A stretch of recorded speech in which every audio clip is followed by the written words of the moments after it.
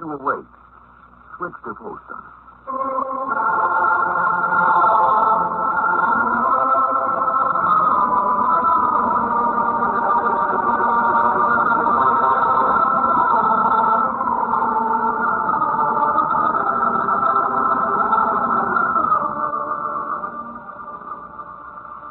The makers of Postum, the favorite mealtime drink in millions of American homes, present those two lovable old characters from the hill country, Lum and Abner.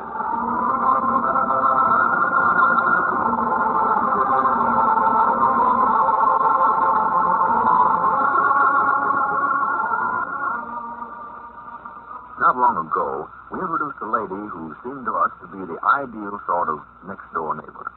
She's with us again tonight with a friendly word for you. Thank you, Mr. Crosby.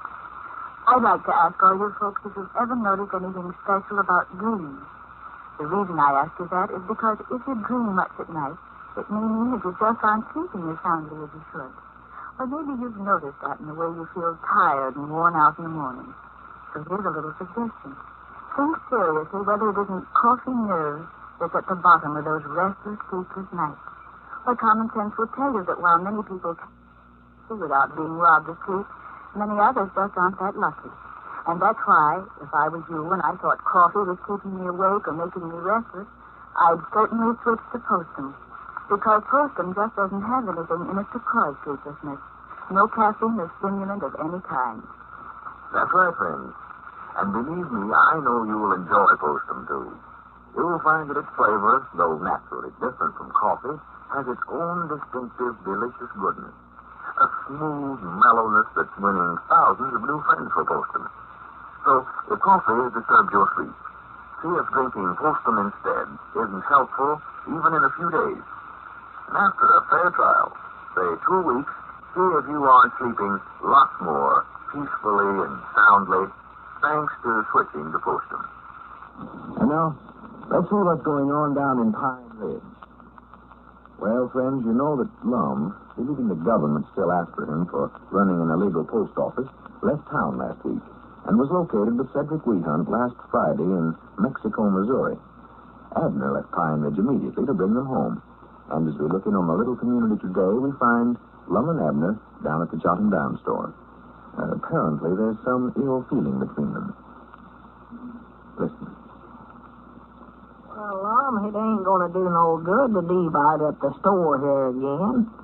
We both got to be here in the same building anyway, and dividing things up ain't gonna help us none.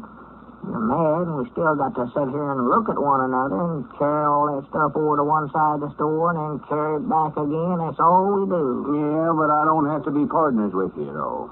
Well, I've told you 14 dozen times how sorrowful I am, Lum. You think you can cause me all that worry and misery for over a week? Have me slipping around here like a hunted criminal, hiding from the police and going hungry, and then straighten it all out by saying you're sorry? I don't know what else I can say. We was just doing it for your own good. For my own good? Yes, sir. You think it's good for me to think the police is after me and me hiding back there in the feed room, crawling down under the store, and every time somebody come in the front door there? Well, no, but everybody told you you'd get into a batch of trouble running a post office here in Pine Ridge without a license from the government, selling stamps for less than a regular price, and you was just getting out of it too easy. We wanted to learn you a lesson over. Well, from now on, you tend to your own business. I ought to whop you on what I ought to do. Well, Dick Huddleston and Grandpaps just as much to blame as me. They was the ones that thought it up. Not telling you that the case had been drafted against you. I ought to whop them, too. I hate to go to all the bother of dividing up the store again. We can't make no money that way. Get to cutting prices, trying to undersell one another. Yeah, well, I'll stay on partners, but I ain't going to have nothing to do with you. Just stay out of my way, that's all I ask. Well, I'll stay out of your way. I'll sit right here, and you can sit anywhere you want to. I don't care. Yeah, you want to sit here by the stove. Make me get over there on the first side of the store where I'll freeze to death. I don't care where you sit. Sit on top of the stove if you want to. I don't care. I'll stay here till warm weather sets in. You'd be over your mad spell by then. I ain't never gonna get over it. Oh, fair. Yeah, I figured if I had a friend in this world, it was you. Then you do me that away.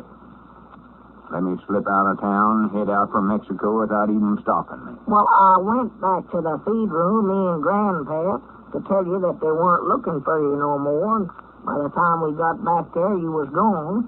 Natural I'd leave town. You tell me all that stuff about going to shoot me on sight. Yeah, well, that was Grandpa's idea, Lum. That weren't mine. I went up to Mexico, Missouri, and got you and Cedric out of jail, though, didn't I? You needn't have bothered. We'd have got out all right. How? They just had us in there for 30 days. They couldn't have held us in there no way. We hadn't done nothing. Well, that's what they arrested you for. Not doing nothing, not working. Vagrancy is what the fella said. Yeah, Cedric's the one that caused the trouble. Told everybody we was heading for Mexico to start a revolution. And you wound up in Mexico, Missouri. Well, what's so funny about that? Huh?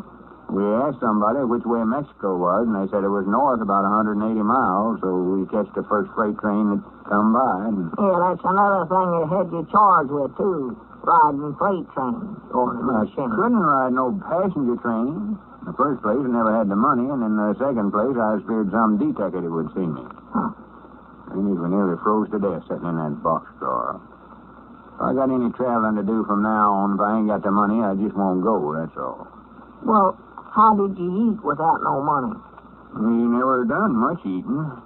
I was sort of counting on Cedric having some money. That's the reason I asked him to go along. Dad blamed he didn't leave home flat broke. Well, how much did you have? Nothing, not a nickel. Oh. Good thing we got put in jail. We'd about starved to death. Well, the more I hear about it, the worse I feel about what I done, Lum. I ought to have told you, but of course I never once thought about you running off right away. Well, the best thing to do is just forget about it. It's all over now. You ain't mad no more? Yes, I'm still mad. Well, you talking there like you's about to get in a good humor again. Well, I ain't. Oh? But there ain't no sense in sitting here and not talking. No. If we want to be in business together, we got to say something once in a while. Yeah, we got to do something about that there tourist camp, too. All them streetcars sitting out there in that lot next door. Never have finished making tourist cabins out of them. Yeah, well, we can get busy on that now, too. Got to have some furniture for them. Stoves and bedsteads and dressers and one thing or another to put in there. Yeah, where are we going to get the money to do all that with? Well, that's what I wanted to talk to you about. How much we got in the cash drawer? Oh, about $9 and something, I believe. Taking nearly all we had for me to go up there in Missouri and get you out of jail. Yeah, I know. Looks like everything we start to do, we run out of money before we get it done. We need about $150 at least to do that with. That's just like needing $2 million. Don't reckon we could borrow it. Somebody couldn't. I don't know who from. No. If we could get the tourist camp started, all the customers would buy groceries and stuff out of the store and help both our businesses. Why, sure. And we got plenty out on the books if we could just collect some of it. Can't collect nothing this time of the year, right after Christmas and all. Might take in some second-hand furniture on some of these accounts that's on us, Lum. I hate to do that. Most everybody that owes us is close friends of ours. Hate to take their furniture. Yeah, well, I mean, they might have some old stuff. Chairs or bedsteads or something they ain't using. They'd be glad to get shut of them. We'd take them in and give them credit for it. We got to have stoves and all that stuff. Can't open up with just a bedstead and a chair. No. Let me look at the county seat paper over there. Maybe it's got some furniture advertised for sale in there in the lawn ad section. Yeah, I'm telling you, they might have something in there. I ain't looked at it. Might find somebody moving out of town wanting to sell their household belongings cheap. Get by the whole works. I still don't know where we get the money to pay for it, though. They ain't going to give it to us just because they're leaving. Oh, yeah, no. I always have to glance over the locals. Locals? Yeah, there's a column about folks coming and going. Oh. See, Raymond Nunley was in me known business Saturday. Well, I seen him go by the store. Shorty World writes friends that he is stopping in Albuquerque, New Mexico for a few weeks on his way to California. Well, that Shorty's a traveler. He does travel. Just Lum Abner. Huh? I'm here to return from a business trip to Mexico, Missouri, Saturday. Well, got my name in there. Well, reckon how they found out you'd been up there. Well, I seen the reporter when I got off the train Saturday. He asked me where I'd been. I couldn't tell him. Been in jail. No. Told him I'd been up there on business.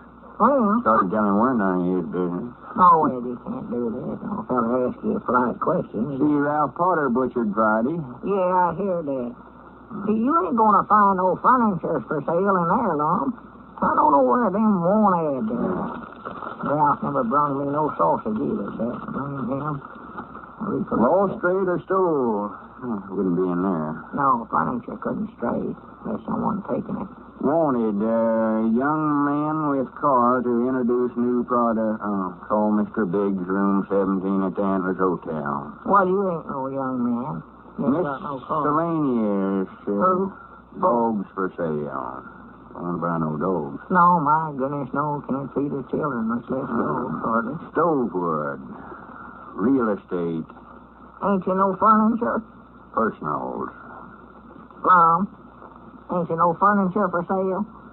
I'm just reading something here. Did you find some? Well, I'll be dead right. Huh? Hey, Granny, that might be just what I'm looking for. Well, how much do they want for it? It ain't furniture. Hey, Granny, hand me a pencil and paper. I'm going to answer this. Well, now, don't go buying something else, Lum. What we need is furniture. Yeah, but we got to have something to buy it with, ain't we? Yeah, We're always needing money. Granny, this might be the opportunity we've been looking for, Abner. Listen to this. What is, Lum? I would like to correspond with some middle-aged man with the object of matrimony. Uh-oh. I am a lonesome widow, 38 years old, and would like to find some kind man that is competent to look after a rich estate left me by my deceased husband. Huh? Write an enclosed picture to Florence Beaumont, Nashville, Tennessee, Box 86. Maybe this little ad will solve the financial problems of the partnership. No matter how much of a way you may have with children, there are just bound to be times when even you were likely to have difficulties. Especially one difficulty that many mothers have, that of getting a youngster to drink milk. Now, you can scold or plead with a little milk rebel, of course, but you can't make him like it. So think how much happier both you and your children would be if you gave them Postum made with milk. Now, there's a way to serve milk that your children will really appreciate. So Postum has a delicious flavor and a grown-up look. Besides, Postum is perfectly wholesome. Simply roasted whole wheat and bran, slightly sweetened. It contains no harmful stimulants of any kind. And Mother, here's something. Unlike heavy, over-rich drinks, it won't spoil young appetites for other foods. So see if Postum doesn't really solve the I don't like milk problem in your family. It's sure to. For children who don't like plain milk, just can't resist this great favorite drink, Postum, made with milk.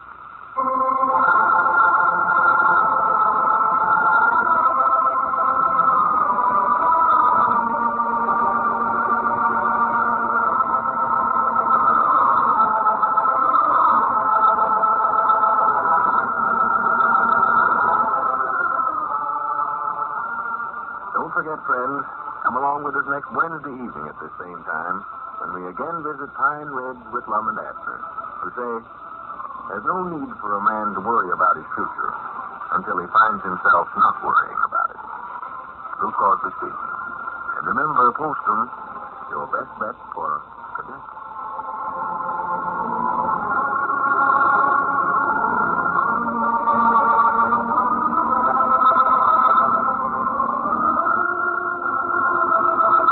This is the Columbia Broadcasting System.